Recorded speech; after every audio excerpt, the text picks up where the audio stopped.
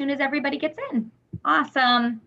Well, welcome everybody. If you are brand new, welcome to our Let's Paint class that we've been teaching with Michaels for a couple months now. Wow, since May, which is crazy. So Jesse's going to teach you to paint this painting in just about an hour. If you have any questions, go ahead and you can put them in the chat and I will try to answer them or relay them over to Jesse and we'll get them answered for you. All the product that we're using is available at michaels.com or in the Michaels store. And you can always watch this video after on michaels.com. They have an amazing library of all these community classroom videos. So if you are just watching to be inspired and you want to go back and paint along when you have some time or have your product, you can absolutely go ahead. It usually takes about 24 hours, but they'll get this up for you and you can watch it on demand. So you can pause, rewind, and fast forward. I think that's it. I have to think of all the things I have to tell everybody, but welcome. Again, Jesse's going to, try to go at a good pace for everybody. Some people paint a little faster and a little bit slower. So just remember, you can always go back and watch this. And again, if you have questions, if you don't have the exact product, let us know and we can try to give you some good substitutions. So we're always here to answer questions that you might have. So Jesse, you want to get started? Yeah, absolutely. Hey guys, it's Jessie. Like Kira said, I'm happy to be back. It's been a couple weeks since I've been painting with you guys on Monday night, so I'm glad to be here. So we'll go over what supplies you'll need for tonight's painting. So of course we know tonight we are painting our fall wreath, our personalized fall wreath, which is really fun. I say this every time and I pretty much use this for every painting. This is it's just like in the title, it's got great variety. There's large brushes, small brushes, all different kinds. There's round brushes and angles. So I love having these on hand because it's pretty much got every brush I would need for every painting, to be honest with you. There's always something in there that I can use. I've also got, as usual, my palette paper, which for those of you, actually let me scooch down a little so you can see my palette. For those of you who don't know, my palette paper is just wax coated paper to mix your paints on. And then I've also got my paper towels, my water basin. I've got my FolkArt acrylic paints tonight, of course, which we always use, and I'll get to those colors in just a second. I have my hair dryer tonight. And the reason we have the hair dryer is because every once in a while, there'll be a step where we want it to dry a little quicker for time's sake, so we can move on just to make sure we stay around that hour that the class is supposed to be. So I always keep a hair dryer when I'm painting. If you don't have a hair dryer nearby, if you've got a fan or something, or feel free to just watch the class, and then once the recording is posted, you can kind of pause it for those times instead. I also have here just a regular bowl from my kitchen. So you can probably tell what we're going to use this for. We're going to use it to make our perfect circle. So whenever I have to do a painting like this and I have some sort of perfect circle that I want to make, I'm always looking around for like bowls or plates or lids, things that I can find around the house, because you'd be surprised what you can find that are the exact size and shape you need. So we're just going to kind of use that as a template tonight. So just find something around your house. I'm sure you have something, whether, like I said, a cereal bowl, a plate, or a small plate, something like that. That's going to be just about the size of our wreath tonight. Jesse, when you go over the colors, once you go over the colors, can you recommend what they could use to mix a black cherry? There's a lot of questions about that. That seems to be one that was hard for people to get their hands on, or they may not have in their arsenal of paints. Yeah, I'd be happy to help you guys with that. No problem at all. Okay, cool. So let's get into the colors then, since Kara mentioned it. So tonight we have Wicker White, which again is just a warm white color. This is one of my favorites. We have Medium Yellow, which again is just in the title, a medium yellow color. Any yellow really will be fine. We've got Cardinal Red, but again, this is just sort of a standard red, so any red you have will work for this painting. Like Kira said, we've got the Black Cherry. So if you don't have Black Cherry, this is sort of like a wine color. If you don't have Black Cherry, I would recommend mixing your brown and red paints for this. I would probably do a 1-to-1 ratio, maybe a little more red than brown, because here, I'll show you what the color is. You want to get that nice burgundy color. So if you darken your red a little bit with some brown, you should get a really similar color to this. So no worries about that. And then, like I said, we have our brown, and tonight we are using Coffee Bean. But again, any brown you've got, umber, burnt umber, whatever you've got. We also have Clover, which is just this sort of grassy green color. And then last but not least, we've got Navy. So any blue will really be fine for this. It doesn't necessarily have to be navy. All right, guys, so let's go ahead and get started. So to start, I'm going to put a little bit of Wicker white onto my palette. I'm also going to grab some of my navy blue, just a tiny bit.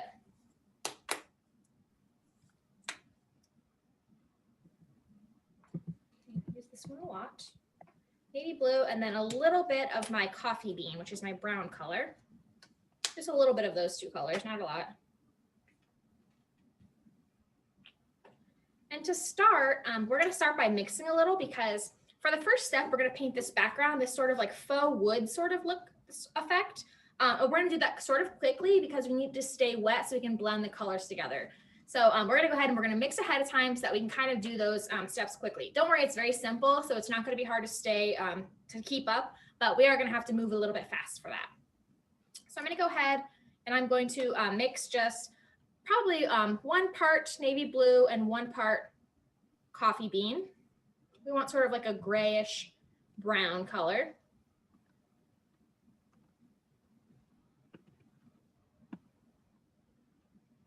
We want to have that ready on our palette because we're going to paint the whole thing white and then we're going to blend this in. So we want to have this ready so our white stays wet while we're trying to blend this color into it.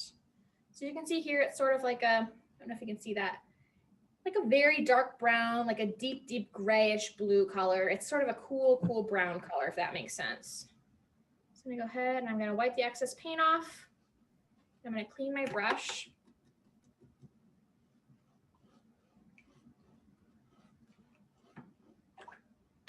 Then I'm actually going to hang on to this brush for the first color. Oops, got a little more blue in there. The first color we're going to paint, like I said, we're going to base coat the whole painting white. So we're going to hang on to this brush, which is our 3/4 inch flat brush. And I'm going to start painting the background white. And like I said, I'm going to go a little bit quick because I don't want my paint to dry on me. These are acrylic paints we're using. They're water-based, so they dry very quickly. So I'm going to paint quickly so my paint stays wet, and then I can quickly blend my dark gray color into it. So I'm going to go ahead and start painting it white. Again, you don't have to worry about it being perfect because, of course, you've got a white canvas, so it doesn't, it's super easy to do. You don't need to worry about complete coverage or anything like that, because if you see the white beneath it, it's no big deal because the canvas is going to be white anyway for our painting. The reason you're painting a white canvas white is so you could blend the darker shades into it, correct? Exactly. So if you look at our final painting here, we've got this light sort of faux wood effect going on. And so what I did is I started painting it just like I'm doing now. I started painting it white, just a generous coat of white, nice and even. And then we're going to go in, with our dark color that we just mixed, and we're going to blend it in to create that look. So we need white paint on our canvas to start that. Right. And not dry brush, a good coat of white. Yep, a solid coat of white. You want a nice coat of white covering your entire canvas. Here, I can show you how much paint I'm putting on. I am doing a full coat of paint. Can you kind of see it shining? Yep. Like if this was a different color, it would be solidly painted. You wouldn't see any canvas beneath it.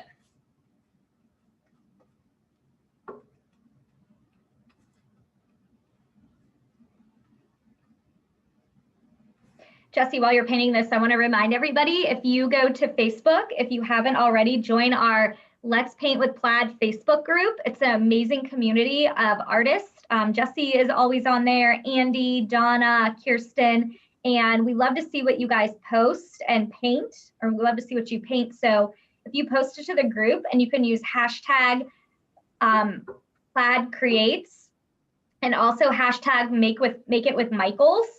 So then we can see your paintings when you're done. So it's just a great place to go for resources, for education. And then, we'd love to see what you make in these Michaels classes. Yeah, that's one of my favorite parts after this. After these classes, I love to get on the Facebook group and see everybody's painting. That's one of my favorite parts of the whole night. Okay, so while our paint is wet, we need to jump into the next step. So I didn't clean my brush off. I just wiped it off. We've got a nice wet coat of paint on there. I'm going to pick up just a little bit of this on my brush. You can see here, I hardly have any on my brush, just on the very tip. And I'm just going to loosely start blending that. I'm going to keep painting in an up and down motion. I'm going to stay vertical. I'm never going to go horizontal, up and down. And I'm going to blend that in just very loosely. And I'm never going to stop. I'm going to keep going. So I'm going to blend in some there. I'm going to move over. I'm going to blend in some here. And so this is going to start looking a little bit like wood. We're not going to get so detailed as to sort of paint in the wood grain.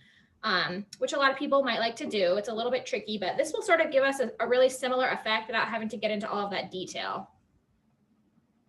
And you just mix the coffee bean and the navy blue to get that grayish blue color. Yeah, we're kind of have a barnwood effect going here. So yes, we mix coffee bean and navy blue to get this dark grayish color. And again, I'm going up and down, never side to side for this step. And I'm just going back and forth, just really blending it in and getting a little bit of texture for our background. We don't want too much texture because we have a lot of detail in our wreath on top, so we don't want it to get busy. We just want to give it a little bit of interest as opposed to having just a flat background. Yeah, and so, absolutely. If you want less of the dark color, you could just, you know, very subtle, or you can make it dark. Absolutely, absolutely. So if you wanted, so mine's looking a little bit cooler. If you kind of compare the paintings, I clearly put more brown in the original one. I put more blue in this one. So if you wanted it to be a little bit warmer, just pick up the tiniest bit of brown on your brush and go in and add that. And that will just warm it up. It'll make it more wood-like. So I'm going to put a little bit of brown in there because it got a little bit cool, which is okay. I kind of still like it. It still reminds me of barnwood, like, you know, old whitewashed wood. But feel free to put some brown in there if you want to warm it back up a little, or if you like the cool, put in some more blue. That's fine too. If you feel like you got a little heavy-handed and it's getting a little dark on you, you can either add some more white in now, or you can feel free to hit it with a hairdryer and then put some more white back over it. That might be your better bet if you feel like you've got a lot of paint on your canvas. Because when you're doing something like this, it's really easy to put a lot of paint on there. And so a lot of times you don't want to just keep building up paint, keep building up paint. It's better to dry it and sort of start fresh on top. You can see here we have this like nice textured effect. It's nothing crazy, nothing too intense or detailed. It'll just be a nice touch for the background of our wreath. Yeah, and that's just a great technique for any background or painting that you're doing. You could stencil on top of this just to create kind of that worn barnwood look, like you said. Absolutely. And you saw how easy it was. I literally just was brushing up and down, just putting color into random spots. I just started with my white base coat. Super, super easy. And you can do it for any color. You could do it all brown. You would get a much warmer effect. You get like a light wood effect. Totally up to you. Okay, so I'm going to go ahead and I'm going to dry this with my hair dryer before we start painting our wreath on top of it. Because I want to have a nice dry base coat. Whenever I dry my paintings in the hair dryer, I always put it on the highest setting, on the highest, you know, pressure or airflow or whatever you want to call it. And then I switch back and forth between hot and cold. So I'll go hot for a few seconds, and then when my painting starts to feel a little bit warm, I'll switch to sort of this cool blast button that I have, and I'll kind of go back and forth with that. So I'm gonna go ahead and do that now.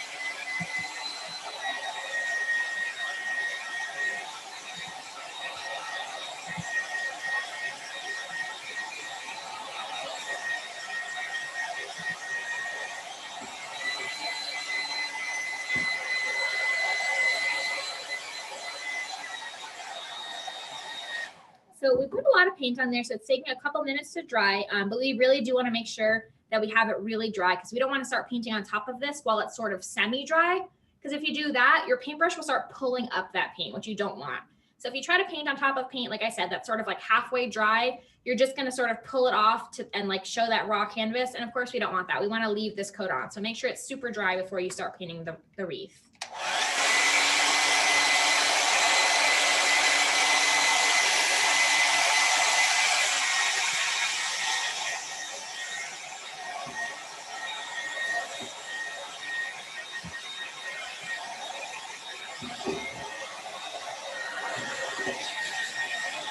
Another quick tip while you're drawing, you can see I'm kind of feeling around. I can feel it's nice and warm in all the spots, and it feels cool up here. And that's why I know that this paint is still kind of wet. When it feels cool to the touch, it is not dry yet. So make sure you focus on those spots.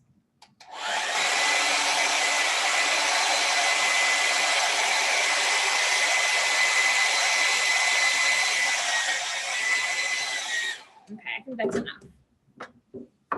Okay, so now we have our nice textured canvas. It's nice and dry to start painting our wreath. So to do that, I'm gonna go ahead and I'm gonna grab my, I've got a number 5 sort of liner brush here. It's just a little round brush. So go ahead and grab your little, any sort of brush you have like this. Even if you have a pencil, we're just gonna be tracing the outline of our wreath right now. So I don't have a pencil in front of me. I tend to use brushes for these sort of parts of my painting anyway. But if you've got a pencil at home or some chalk or something, feel free to grab that. But I'm gonna use a brush and paint for this part. So I'm gonna dip my brush in some water and sort of get my paint ready. I'll just go ahead and use some of this navy blue because I have it on my palette. And I'm gonna water it down quite a bit. So I want it to be sort of inky. You can see here, sort of almost watercolory. I want it to be very light because I don't want to have a big, thick, you know, painted navy blue line to start my wreath because you're going to be able to see it under all of these little details. So you just want a nice sort of sketched out line just to kind of follow when we're painting these shapes on top of it. So here, it should look something like this. You can kind of see like a little bit of a watercolor effect right here. It's super watered down. That said, I don't want a ton of water in my brush. I want just enough to sort of paint a nice line, sort of like pen and ink almost. Okay, so I'm gonna go ahead and I'm gonna set my bowl down. And I'm gonna make sure it's as centered as I can. If it's not perfect, I'm not gonna stress about it. As you guys know, I like to keep it very stress-free while I'm painting. Painting should always be fun. And I'm just going to sort of use the tip of my brush to kind of just sketch around the bowl.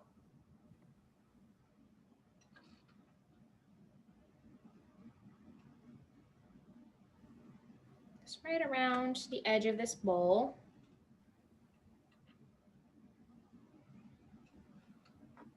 And I have a nice round circle there to start out the shape of my wreath. You want to make sure, of course, that you clean this really well before you eat out of it again. The paint is non-toxic, but you don't want to ingest it. So I'll give you guys just a second to make sure you've got your background's dry and you've traced your circle shape onto the center of your wreath. We'll give you just another minute.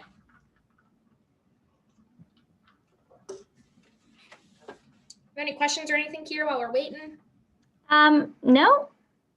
Will the pencil show later? No, you're gonna paint over it.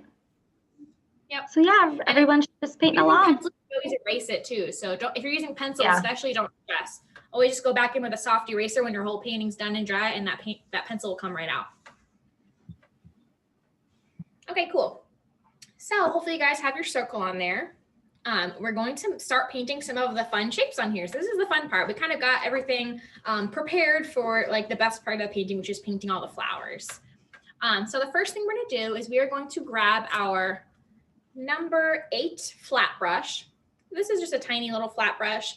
If you've got like a 1/2 inch flat or a 1/4 inch flat, that works too. And I already have some coffee bean on my palette. So if you don't have any coffee bean, go ahead and put some on there now, which is our brown color. Excuse me.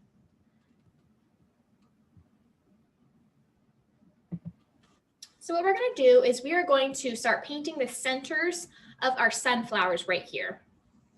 So before I get started, I'm going to follow the exact sort of layout of my original wreath, but you can feel free to change it up. If you want to have your sunflowers in the bottom right or in the bottom left, it's totally up to you. If you want to spread your sunflowers out, you absolutely can.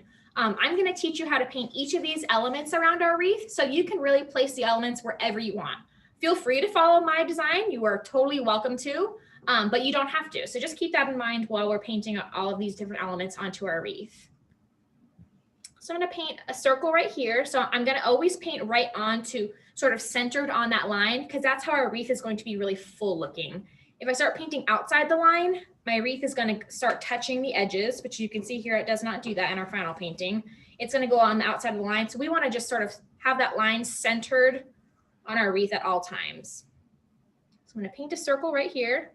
And I'm just going to do a circular motion, nothing fancy, and it doesn't need to be perfect because we're going to paint on top of this with all of our petals and details. So don't worry about painting a perfect circle. I know that stresses a lot of people out. Don't let that stress you out. Just sort of using the edge of my brush to sort of swirl it back and forth to get a pretty even circle. But again, if yours isn't perfectly even, don't even worry about it because we're going to put all those petals in.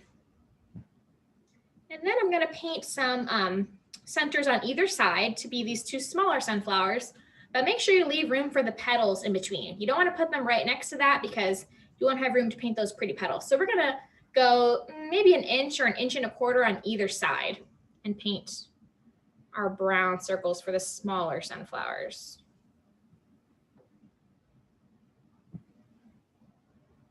And again, I say measurements sometimes, but I'm really just eyeballing it. I'm pretty much guesstimating every time we do one of these. I like to sort of eyeball things a lot when I'm painting because again, it doesn't be perfect. It's my painting. So if I like the way it looks, then that's all we need. And the same goes for all of you. I'm gonna go ahead and clean my brush off.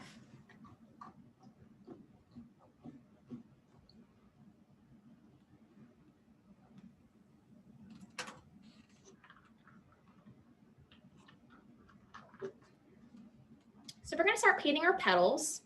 So I'm going to go ahead, I'm going to grab some medium yellow, put that on my palette. And I'm also going to grab some of my red color. So again, we're using Cardinal red, but whatever red you have at home is totally fine. I'm going to put a little bit of that on my palette as well. And I'm going to I'm going to go back to my number 5 liner brush, which is the brush we use to paint our circle outline. And I'm going to mix mostly yellow with just a touch of red. So this is a very yellowy color. This is sort of like a canary yellow. And for sunflowers, or at least the sunflowers that I like, they're more of a golden yellow, the petals. So we're going to mix these two colors together to make more of a warm golden yellow. So I'm going to put mostly yellow, and I'm going to start with just a touch of red, and we're going to mix those together and see how we like it. So it's definitely getting warmer. I'm going to put a little bit more red. You said to make black cherry to mix brown and red? Yep, I would do mostly red with a touch of brown to get black cherry. Perfect. So you can see here we have a nice, oh, sorry. Oh, no, people were just asking how big the circle was, and you just really used kind of like a cereal bowl, and you're using a 10 by 10 canvas. Yep, so I've got just a standard cereal bowl here. I'm sure everyone has this at home. And like here I said, I have a 10 by 10 canvas. So I just used the mouth of this. Does it say? It doesn't say how wide it is, but like I said, whatever you've got at home, just find something that's the right size for you. It could be bigger, it could be smaller. If it fits nicely on your canvas, just use whatever you've got around the house. It can be, you know, they have those like coffee containers. It could be the coffee lid. It could be a cereal bowl. It could be a plate, whatever you have at home. That's a perfect circle. Just use that.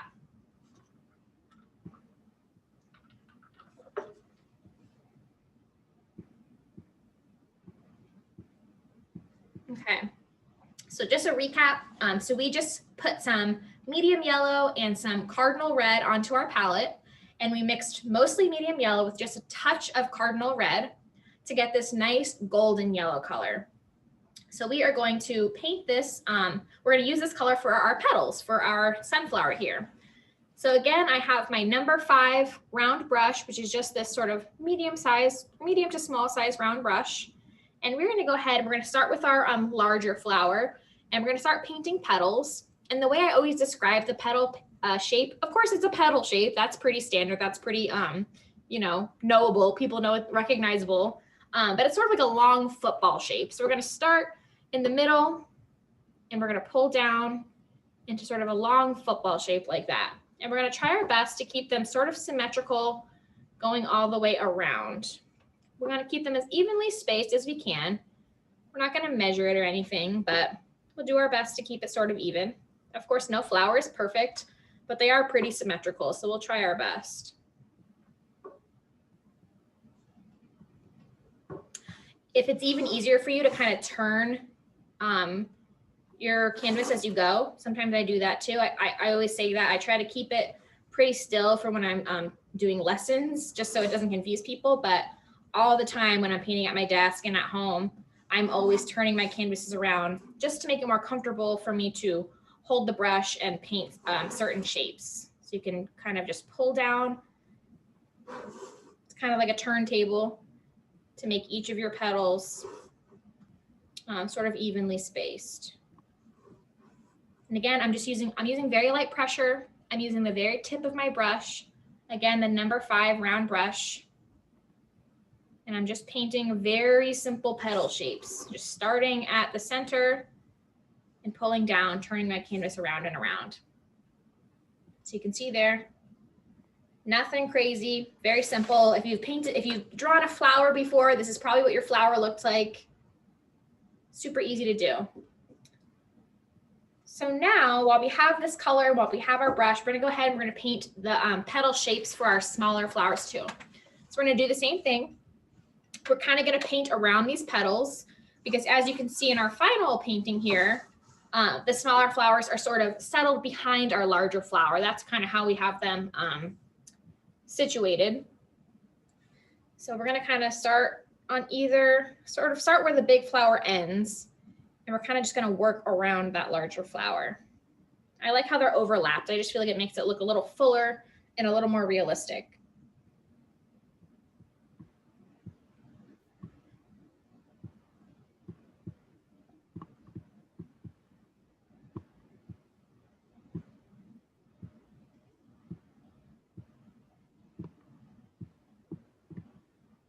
What color is the center of the flower, Jessie? The center of the flower is coffee bean, which is just a regular brown color. So any brown you've got in your paint arsenal, feel free to use that.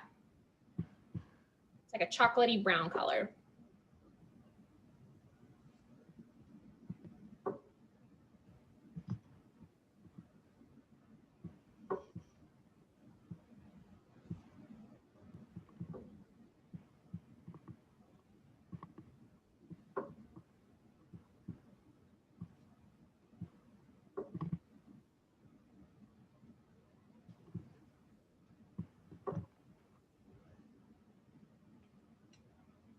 Okay.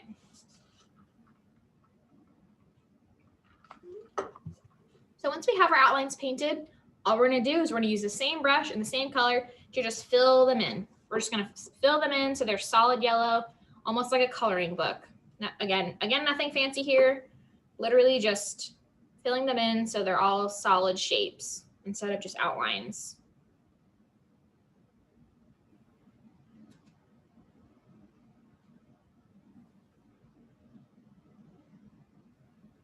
My paint's drying out a little bit on my palette, so I'm just dipped my brush in a little bit of water to keep it flowing.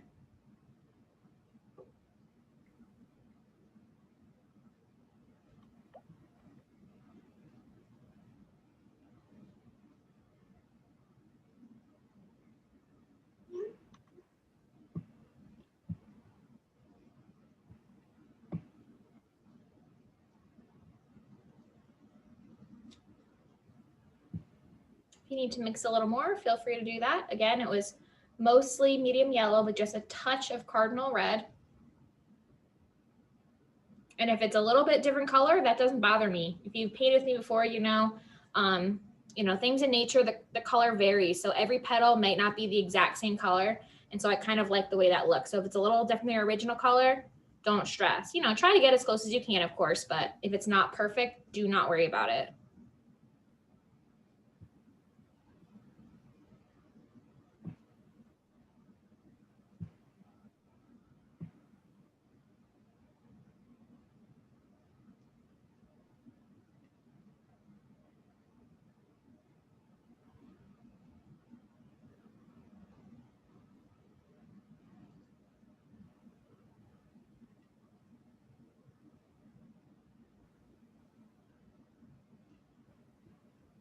Again, we're just filling in our petal shapes.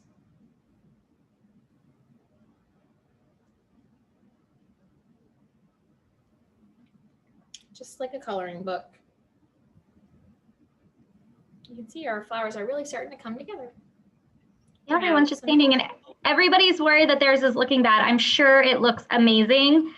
And remember, if you don't like it, just have fun with it tonight, and you can always go back and watch this class on demand on Michael's community classroom page. So you could always just use this as a practice. Go ahead and paint over it and start over again tomorrow. Yep, I love that idea, Kira. Whenever I watch tutorials for whether it's painting or, you know, any sort of crafting or cooking even, I always like to, it's great that they're live because it's great that it can be interactive, but I always like to watch them first once, sort of, you know, ask my questions, get a feel for what it's like, and then I'll go back and I'll paint along or bake along or whatever to the recording so I can pause it as I go and sort of take my time. So I love doing these live classes because I love getting a chance to answer your questions and to be able to, for you guys to be able to ask your questions live. But I do kind of like to, you know, pause and take my time when I'm painting. So I totally understand if you guys prefer to paint it later on your own time.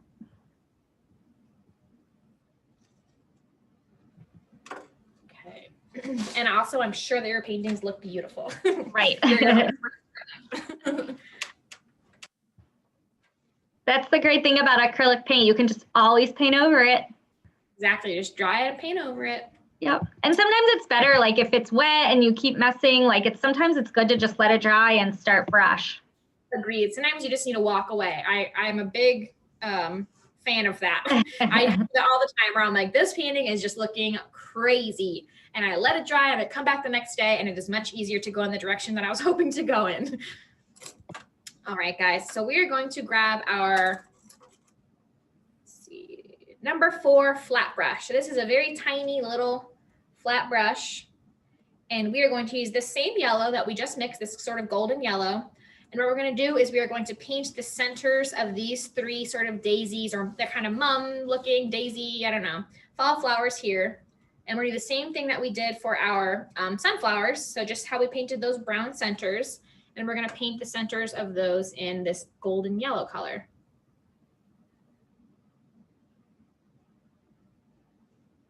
And unlike the sunflowers, these are all the same size. So I'm going to make all my centers the same size.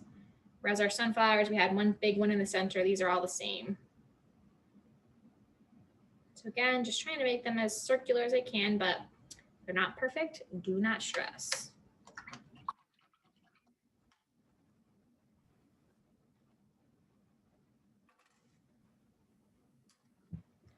And then once I have those simple little circles there, we're going to do the exact same thing that we did for our sunflowers.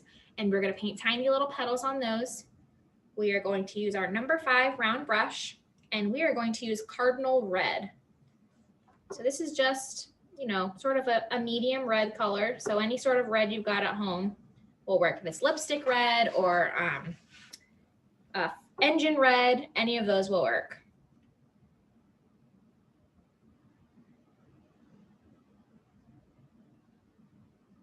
And again, I'm just using the very tip of my brush to get that nice thin line to be able to draw the shape that I want to.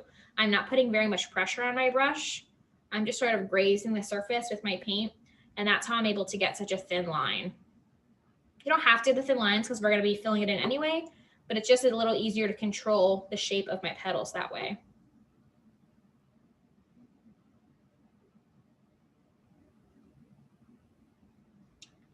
We're going to do the same thing we kind of did. We're going to sort of be mindful of where the petals are on our next door neighboring flowers and sort of paint around those because they're all layered and bunched together for this fall wreath.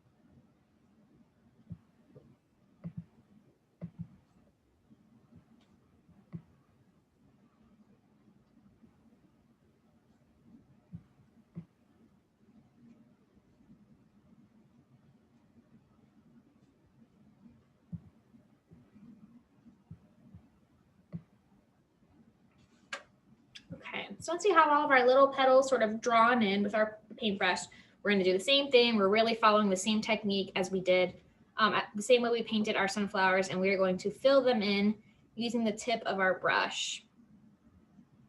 Again, just sort of like a coloring book. It doesn't need to be perfect because as you can see here, just like the larger flowers, we're going to be adding a lot of dimension, a lot of highlights and shadows. So there's like a little bit of background color showing through or something like that, don't stress, because we're going to be doing a little bit of layering on these anyway.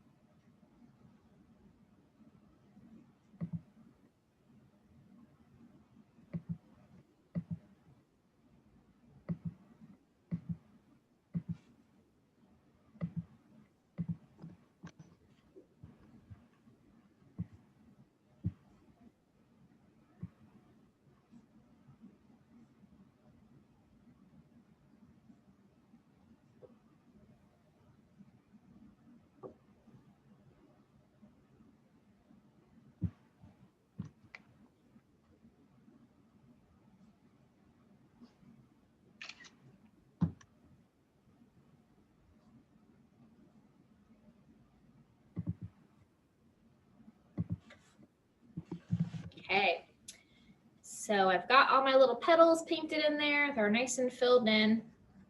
I'm going to hang on to my brush. We're kind of going to go back and forth a little bit just as we are using certain colors and stuff.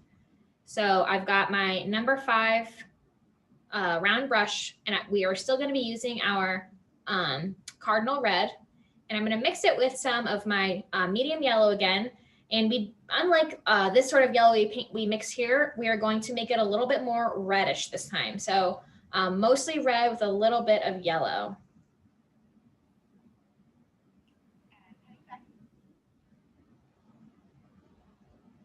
So you can see here we have more of an orangey reddish color. It's perfect for fall. And I always like to wipe my excess paint off my brush before I start painting whenever I mix with my brush. So what we're going to do with this color is we are going to start doing some shading on our petals. So what we're going to do is we're going to pick up some of this orange color, and we're sort of going to cradle the, oops, I touched it by accident. We're going to cradle the bottom of each petal. And when I say the bottom, I mean the part closest to the center. So you can see here we have sort of these like pretty sort of shadows here on the inside of each petal, sort of a V shape, and it just sort of cradles the bottom of each petal, and it really gives it some dimension and makes it look a little bit more realistic. So we're going to go ahead and we're going to use our number 5 brush to add some of those details now. Okay, I think people are getting caught up, so maybe just, you know, work on this and let people, this might take them a minute. Keep going, but it might take them a minute to outline their petals. Okay.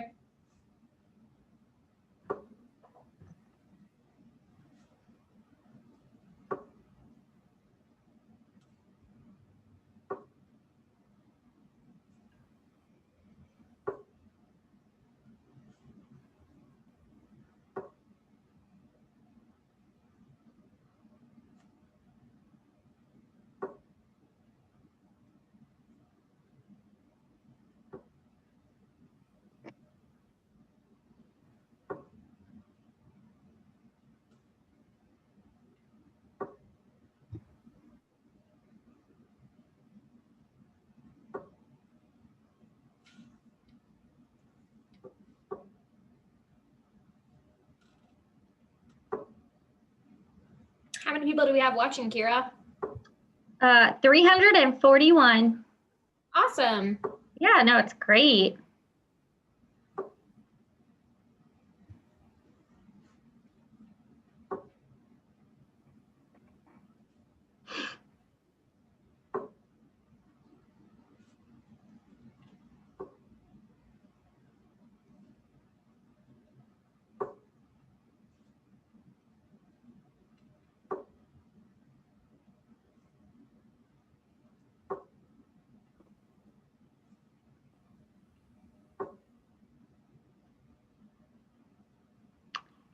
And it's the color she mixed is the Cardinal red and the yellow together.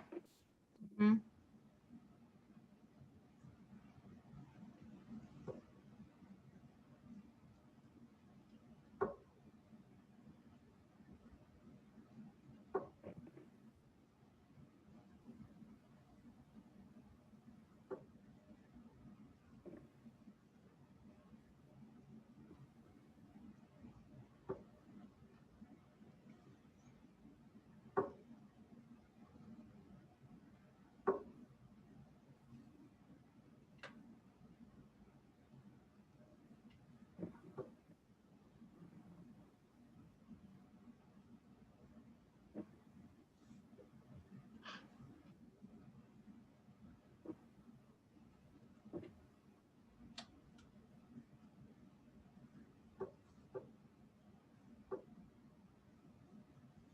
We're using FolkArt paint, Mhm.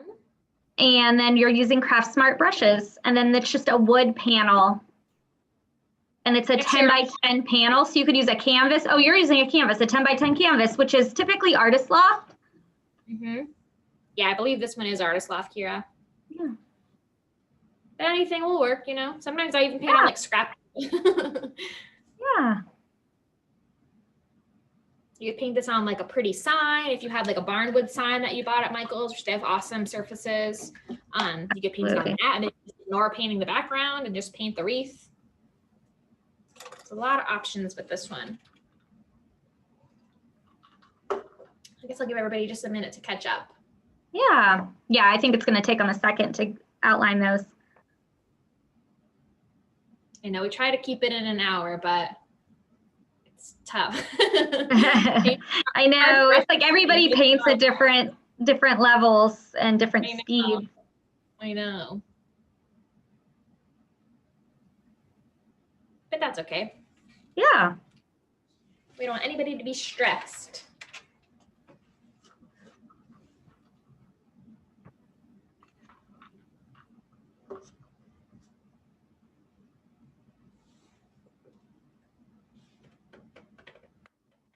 You guys have Thanksgiving plans next week? Anybody doing anything fun? Staying home. Anyone do anything fun at home? I guess I should say. Every week, every Monday, we come and we're like, how was your weekend? We're like, we didn't do anything. Watched a lot of Netflix again. I know. I feel like there's going to be a lot of baking this Thanksgiving. I feel like this is the year for baking bread and pies and all kinds of things. We're all going to gain 20 more pounds. Exactly. Watching my child run in a circle outside. I don't know. As usual.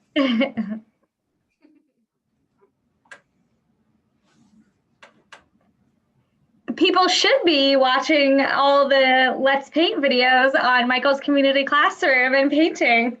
Hey, that's a great time to catch up for sure. We got tons of videos on there now, so you can have a whole painting marathon. Yep. Yep, lots of dinner with my husband, Zoom with my family. Yeah. Yep, that sounds about right. Yeah. Yeah, and someone's asking about FolkArt blending gel that'll extend the open time of the paint. You could absolutely use that. Yeah, for sure. If your paint's getting dry, you could just add a little bit of water also. Yeah, especially in the winter time when it starts to get really dry. I'm finding that my paint's drying really quickly on my palette tonight too, and it's because we're in Atlanta and it's just getting cold here, so I think the air's a little bit drier than normal. So, and there's somewhere where it's dry, yeah. They've had the heat cranked up definitely today in the office, so for sure. Yeah. So that's a great idea to use like an extender or a blending gel or even a floating medium, just something to add to your paint to keep it wet a little bit longer. For sure. For next time, go ahead and grab a bottle of that, because acrylic paint does dry super quick.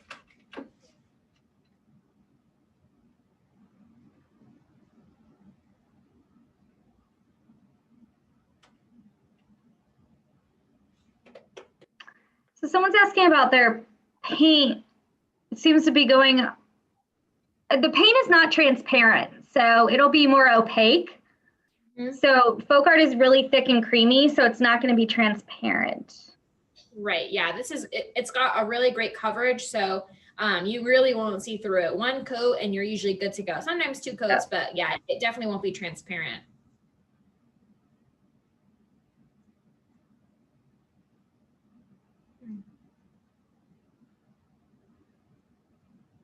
You can see here, even my yellow, I just did 1 coat of yellow. You can see how flat and solid it is. Like you can't see the canvas through it at all, which is pretty good for yellows.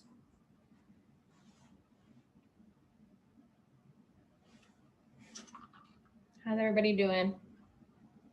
Good. Everyone's still painting. You can probably keep going. Okay. Okie dokie. So. I forget. We're just like hanging out. I'm like, oh, people are painting with us. I'm not painting. Should I get back to painting? I don't know. You guys, so this is funny too. Like, I didn't see Jessie a lot today here at the office, but enough. And then I had to run home and come back to the office for this. And I talked to her the whole way here, like on speakerphone, like I hadn't seen her or that I was coming back. Like, it's probably not funny to anybody, but it's like we spent all day together and then she called me or I called her and we talked the whole way here. I had her on speakerphone. We were all like, hey, Kira, how's your day? Yeah, cool. How's Ben? Like, I was just here. You know, normally we have a great studio here at Plaid. And of course, we're definitely wearing our masks and we have a big studio, so we're able to spread out. But we do get to see each other a lot during the day, which is nice. But yeah, today I didn't see you much.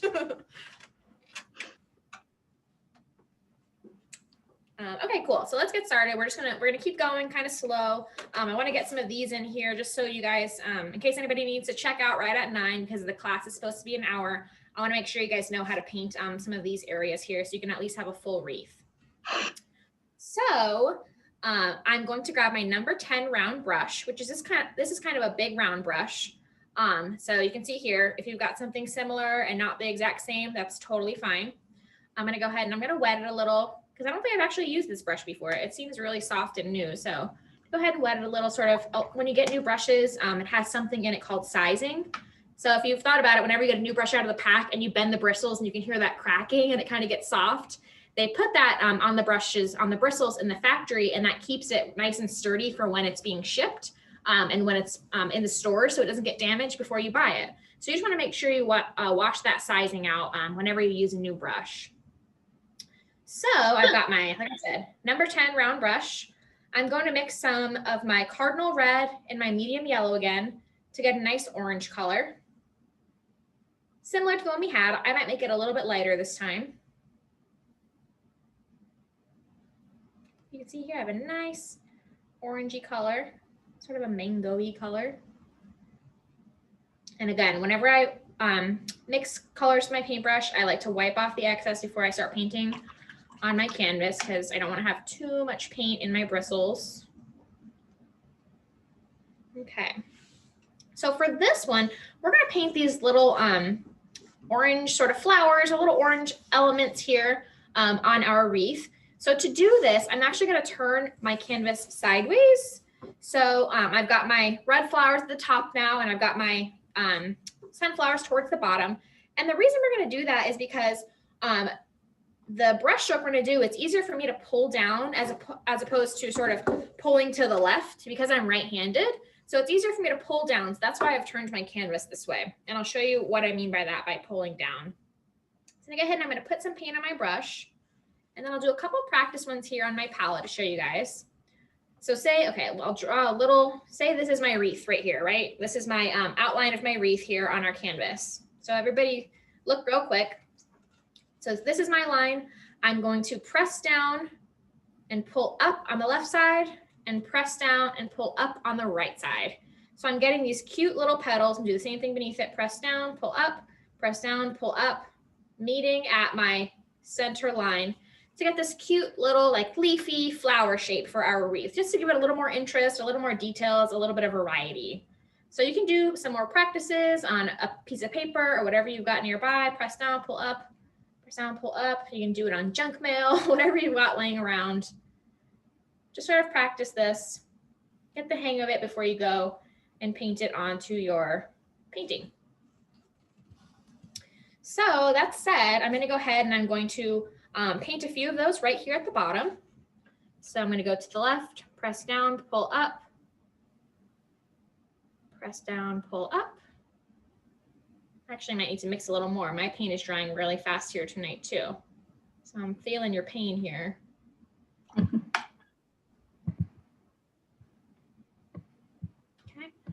so again, press down, pull up,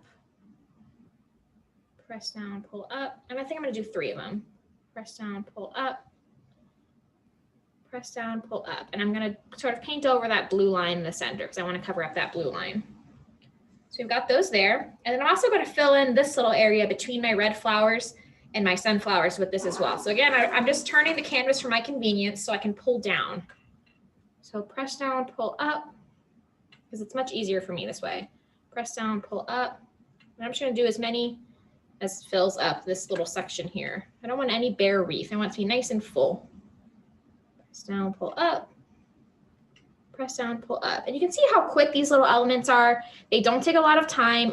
Of course, our big flowers take much more time. They take much more detail, but you can add in these really fun little super simple, fast elements to just fill all of your, to fill your wreath up, to make it really detailed and full.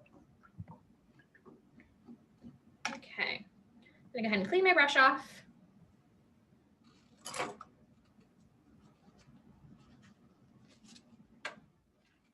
New paper towel. Alrighty, so now I'm gonna go ahead and I'm gonna grab some of my black cherry. So I know this is the color that a bunch of folks had said they were unable to find. So I'm going to remind you guys, you can mix your coffee bean and Cardinal red to get this color. So I would do mostly Cardinal red and then add a little bit of coffee bean in at a time until you get like a nice burgundy wine color, which is the color of black cherry. Also berry wine is a really great substitute as well. It's kind of like a dark purpley reddish color. Either of those will work. So we are going to start adding some more details.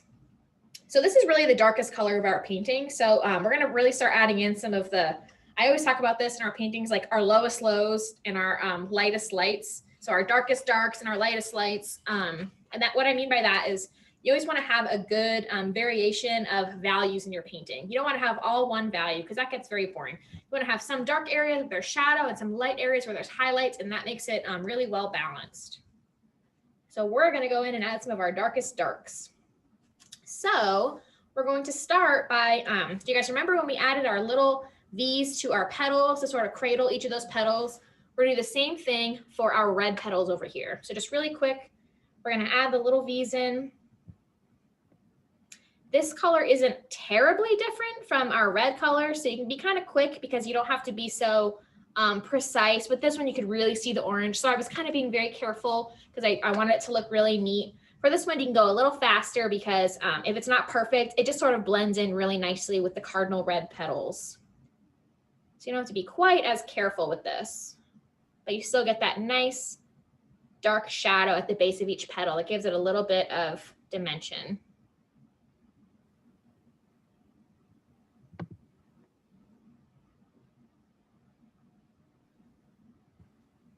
And what size brush are you using, Jessie? We are using, oh, I'm sorry, I don't think I mentioned it. We're using our number 5 round brush. It's sort of like a liner brush. Perfect. It's the same brush we used to paint the petals in the first place. And again, I'm just using the very tip and painting these sort of V's that cradle the base of each of our petals to give it a little bit more dimension.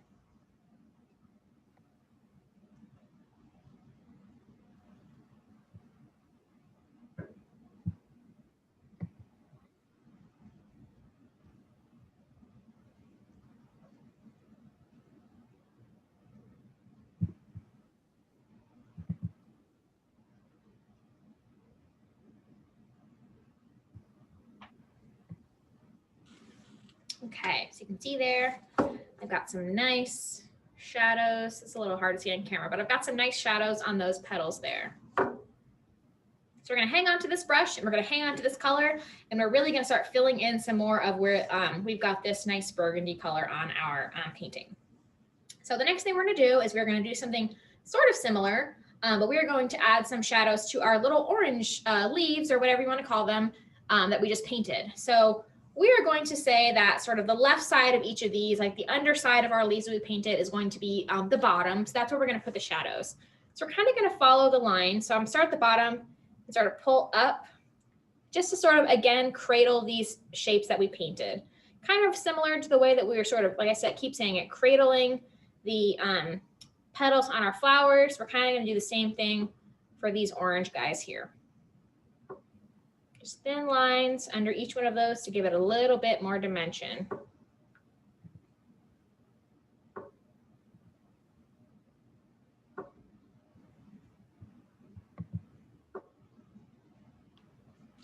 See there, we're getting a lot more detail now. It's starting to really come together.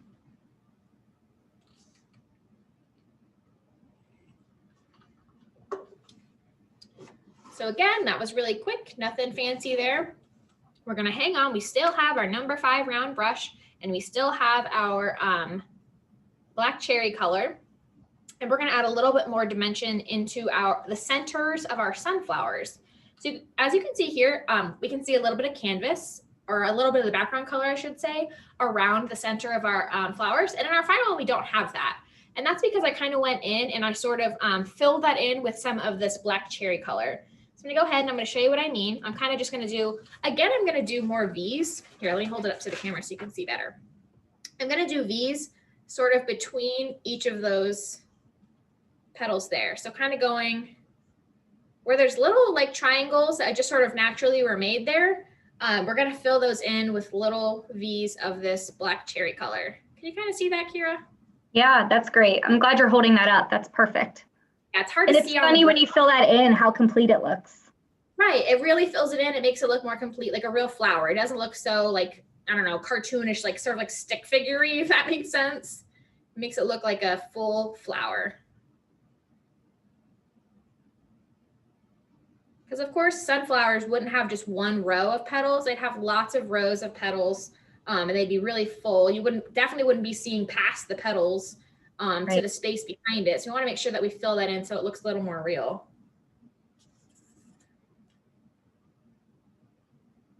Just sort of dabbing the tip of my brush. It doesn't even have to be perfect V's, just dabbing it there to put some color there to fill in that space where we're seeing the background. We don't want to see any background.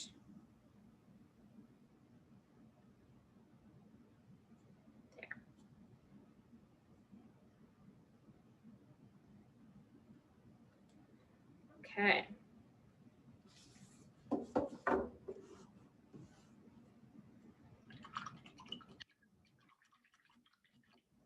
Clean my brush off.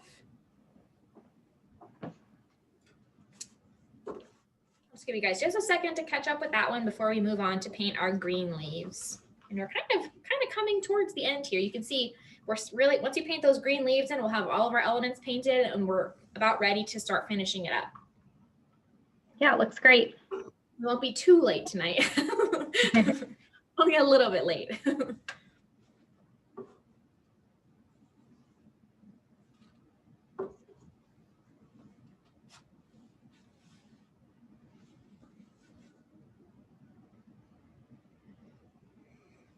Okay, so as we're wrapping up, filling in our sunflowers, I'm going to grab some of my Clover, which is just sort of like a pretty medium green color.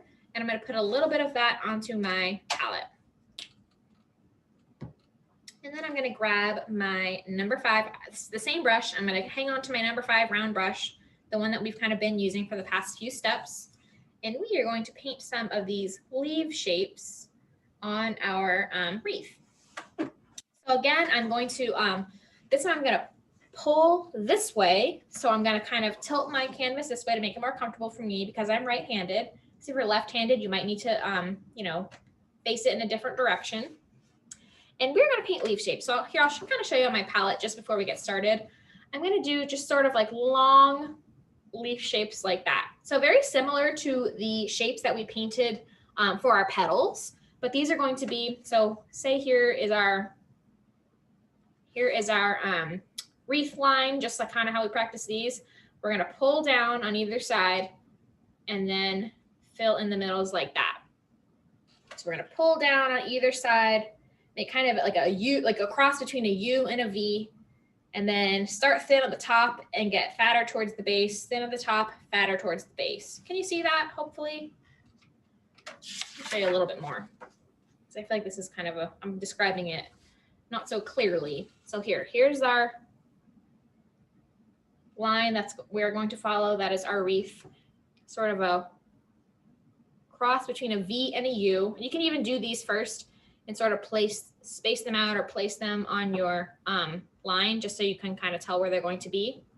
And then each one, we're going to start at the top, skinny, and then thicker, skinny, and then thicker towards the base. So this is the shape of the leaves that we're going to paint onto our wreath. And again, I'm just using the very tip of my brush so I can get these nice fine lines. So it's going to look like that. So I'll keep that there so you guys can kind of peek at that as we're painting these. All right, so I'm going to do that here. I'm going to do my sort of cross between a Y and a V. I'll do just probably 2 of them right here, I think. Then I'll do a couple, 1 or 2 more of them over here. Again, we're finally filling in these sort of these last empty spaces on our wreath. So it's kind of exciting.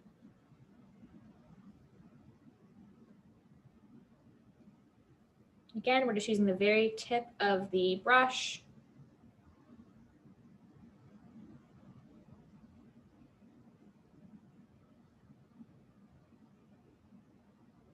We have these nice leaf shapes. And then just like everything else, we're gonna go ahead and we're gonna use the same brush to fill them in. We're also gonna paint over the line beneath them with the green. So we're gonna cover up the blue just like we did with the orange. We just wanna cover up that blue so it looks like it's sort of like a stem of greenery.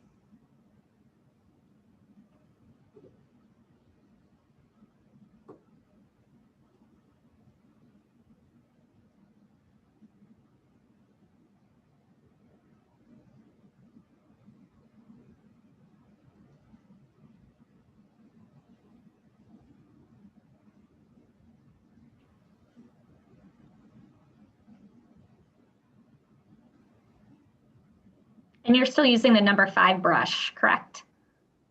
Correct. Yep. That thin guy that we've been using. See, one, I had to double check. Yep. I'm really bad about remembering the sizes of brushes.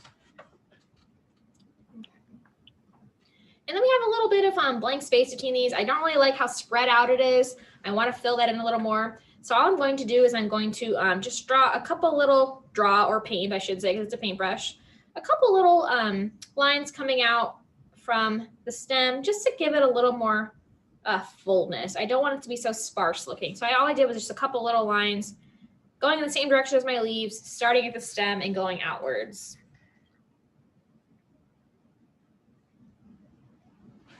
You can see we're really starting to see our wreath come together now. We're starting to finish up, which is exciting. Yeah, it looks great. Thanks, Kira.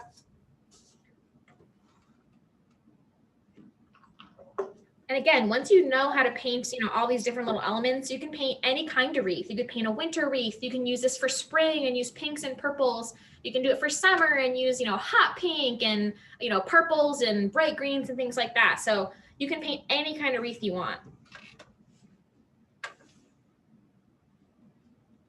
Okay, so again, I still have my number 5 round brush, and we're going to keep using our color called Clover, which is this green color. But I'm going to thin down a little bit of the Clover. So if you kind of remember how we painted our blue line at the beginning, we're doing something similar to that. We don't want it to be quite as thin as that, but we want it to be fairly thin because we're going to paint these sort of like little loose vines that are coming out. So you can see here, I've sort of watered down my paint, not too much. Again, I don't want it to be like super watery, but I have put a good bit of water in there. So you can see how it's pretty wet. It's pretty transparent. And I'm gonna wipe off most of the paint from my brush, just like normal. And what we're gonna do is we're gonna start, either at the base of our wreath, or we're gonna go around some of our flowers. And what we're gonna do here is we're gonna paint these pretty vines. So if you're a decorative painter, or if you've watched a lot of decorative painting, decorative painters love to do these little vines on their pieces, whether it's floral arrangements or pumpkins or things for fall. So that's kind of where I learned it from. So you're gonna start the wreath and you're just going to barely touching your canvas, do these little loops and curls around your wreath, coming out of your wreath, to look like these cute little vines. Kind of, if you're painting a pumpkin, sometimes people like to paint these coming out of their pumpkins, ever so loose, just really thin, delicate little swirls. So we're gonna paint a couple of those coming out from around our wreath. So I'll paint one here. You can see I'm barely touching my canvas. So this is a great filler sort of element. So if you feel like you've got some more space than I do, if there's some gaps, go ahead and fill them in with some of these little filler pieces. Just sort of add them. People have some questions about that, so that's perfect. Oh, good. Yeah. So feel free to use this to fill in if you have any spaces like that kind of look sparse. We're also going to paint a couple berries. So you can put some berries in to really fill in those spaces, because we do want to have a nice full wreath. And honestly, you could feel free to go in and paint some more leaves. It doesn't have to be just as much as mine. Paint some more of these little orange guys, or some more, of the flowers. It's totally up to you. Feel free to add elements to your wreath that I don't have. But these little vines are just a really quick, easy way to do stuff like that. You can see I'm barely touching the surface of my canvas. Ever so lightly, I'm touching it. Just a few here and there. You can kind of go crazy with it, or you can just do a couple, or you can do none at all. Totally up to you.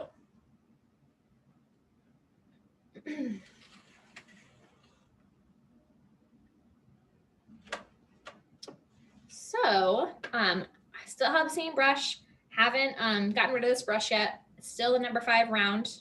I'm going to put a little bit more medium yellow onto my palette, because mine's kind of dried up a little.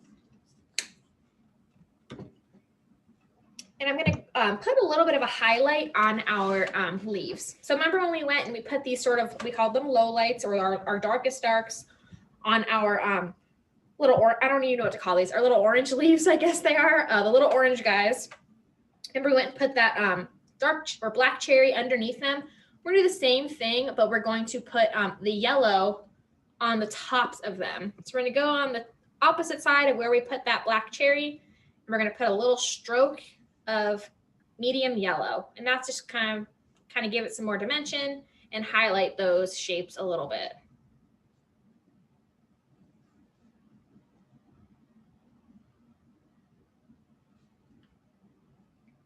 And we are also going to do this for our green leaves that we painted. So the same exact thing. We're going to follow the top line of those shapes and put a little bit of a highlight on those. Again, just giving it some more dimension, a little bit more interest.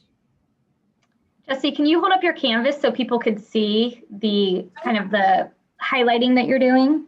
Perfect. Yeah, definitely. So you can see here, I'm kind of on my last one, so I'll go slow for you guys.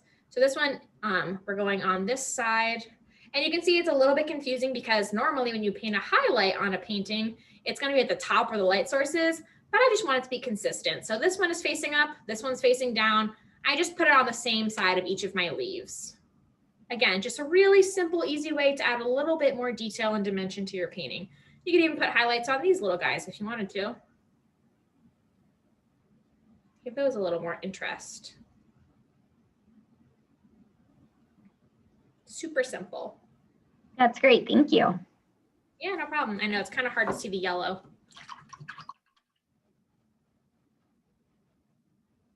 Okay. So while I have, again, we still have the same brush. I haven't changed it. My number 5 liner brush. And the reason we keep using it is because it's great for details, and we're adding in all these final details. So this brush is perfect for that. But I'm actually, you can see I just cleaned it. I am going to use the end of my brush now, the back end where there's no bristles, and I'm going to use it like a stamp. I'm going to pick up some paint on my brush. I don't want a ton, but I want to have some paint on my brush. You can see here. And I'm going to do some stippling. So if you're familiar with stippling, then you know what it is. If not, it's sort of like an up and down motion. You can hear that sound of it. I'm going to do some of that motion in the centers of my sunflowers. And the reason is because if you've ever seen a sunflower, in the center, it is not flat and smooth. There is a ton of texture. The center of sunflowers are nothing but texture. So we don't want to leave these flat. We want these to look real. So we're going to put a little bit of yellow in there. Just very randomly. Doesn't need to, don't make them all, you know, perfectly spaced or anything like that. Just super random. We're just putting some yellow into the center. And then while it's still wet, sorry guys, I know this is it's 2 steps really quick. While it's still wet, I'm doing the exact same thing using my black cherry right over the yellow. And we're kind of gonna want them to blend together a little. That's why we did those steps kind of right on top of each other. Because I don't want the yellow to dry. I want those 2 to blend together so they kind of blend into the brown better. You can kind of see, here, I'll get closer for you. Can you see how cool that looks? It looks really like the center of a sunflower. It gives it a lot of great texture. So we want it to mix with the yellow underneath.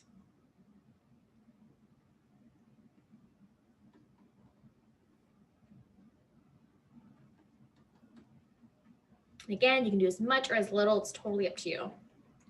I'm also going to just, while I'm here, while I've got the color, I'm going to put a little bit of texture in the center of my little flowers too. Just because, why not? Because they would have, daisies have texture in the center as well. Oh, someone said you could use treasure gold. I love that. Oh, you've painted with us before.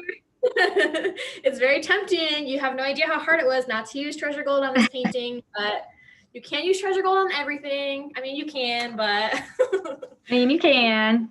I tried to make it interesting in other ways besides adding the beautiful gold. Okay, that's really funny. Okay, we're coming on the last couple of steps here. So we're gonna go ahead, like I said, we're gonna paint in some of those berries. So we're gonna grab a small brush. I'm gonna grab my number 4 flat brush, which is just a tiny, tiny brush here. And we are gonna paint some tiny little circles using our black cherry color. So again, this is a great opportunity to fill in some areas where you have gaps or where you need to fill in a little bit more. So yeah, so we're just gonna paint tiny little circles. If you've got like a spouncer at home or like a dauber or something and you wanna use that to get perfect little circles, feel free to do that. Or if you wanna use like the back end of one of your larger brushes to get more perfect circles, feel free to do that as well. I'm going to use my paintbrush to paint it, but there's lots of different ways you can paint tiny circles without, because again, I know people get really intimidated by painting circles, so it doesn't need to be stressful. Oh, I see somebody said erasers on pencils. That would be perfect. If you got a pencil, use that as a stamp for these little berries. It's totally up to you. So again, I'm just going to put these in here where I need a little bit of extra fullness.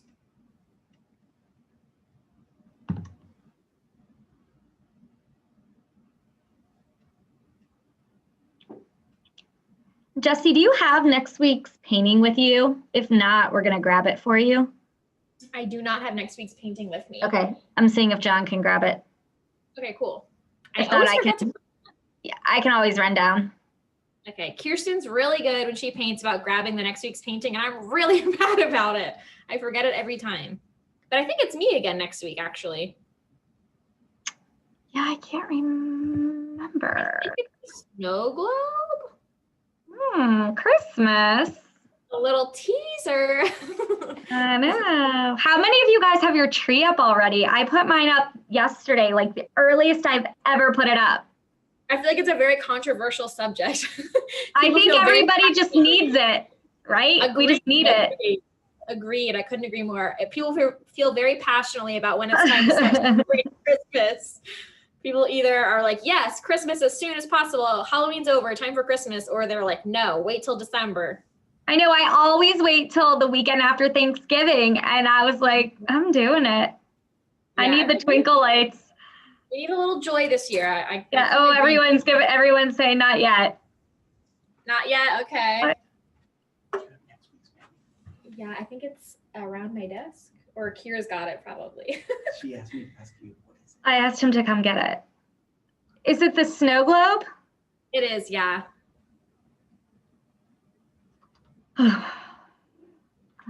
As you guys can imagine, we have a lot of paintings here as a paint company.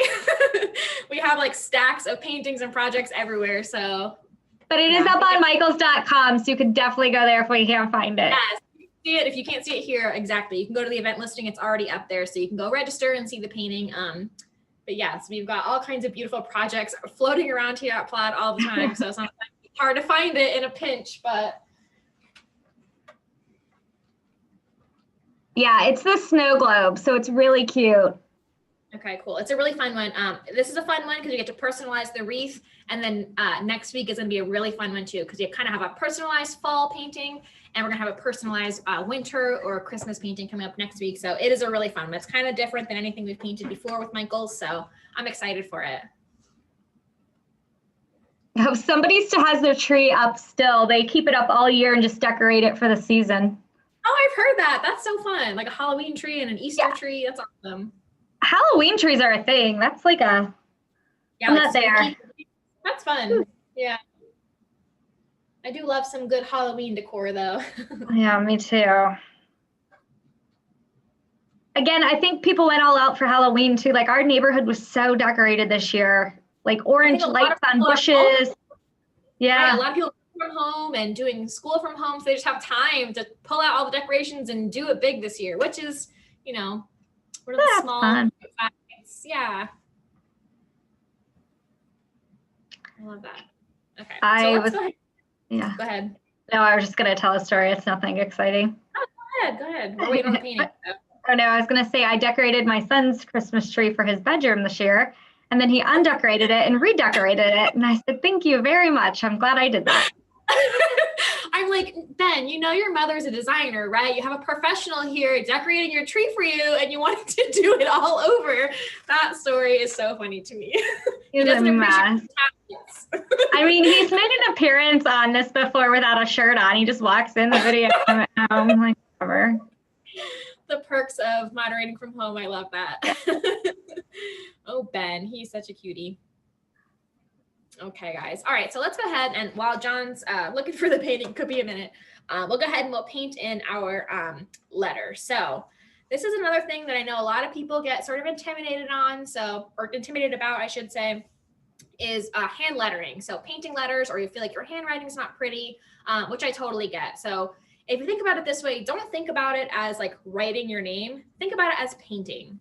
So if you feel like you have bad handwriting, but you feel like your leaves look really pretty, just think of it as a leaf. Think about it as lines and shapes that you're painting on your painting, as opposed to trying to write words.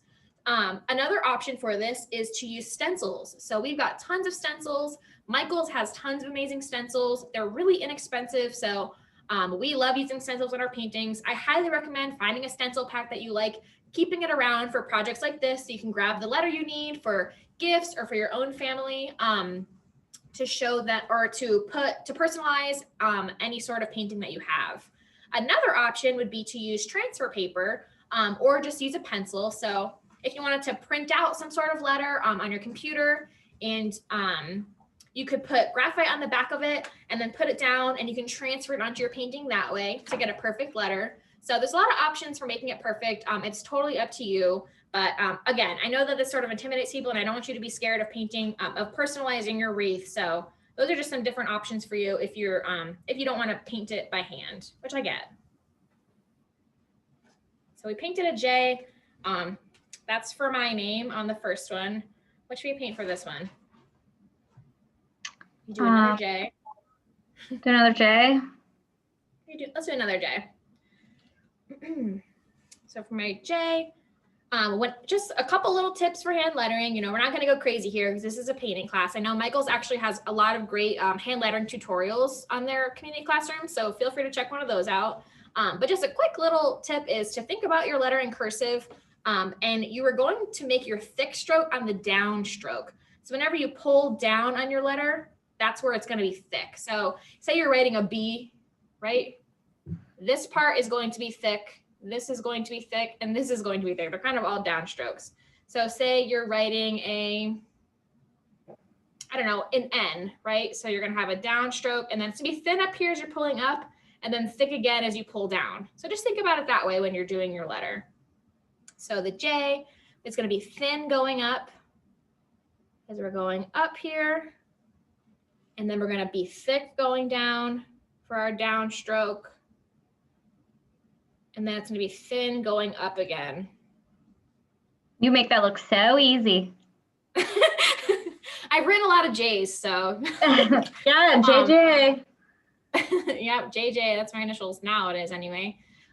Okay, so like I said, I don't want you guys to be nervous about that. If you're a little bit scared to do it now, I totally get it. It takes a little practice, but please go ahead, grab your stencils, print out a letter, trace it on there if you want to, transfer it on there, and use that as a template to put your family name or the name of a loved one and make this a gift. It's totally up to you.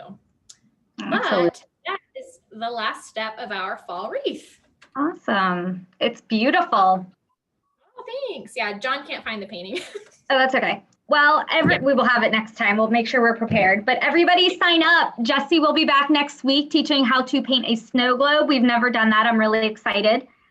So Jessie will be back. We have a lot of fun classes, a lot of holiday classes coming up over the next month. So thank you guys. Don't forget to check out our Facebook page, Let's Paint with Plaid, #PlaidCrafts, #MakeItWithMichaels.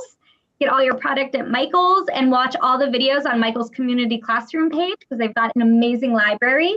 And thank you everybody for spending your night with us. Thank you, Michael's, and we will see you guys later this week.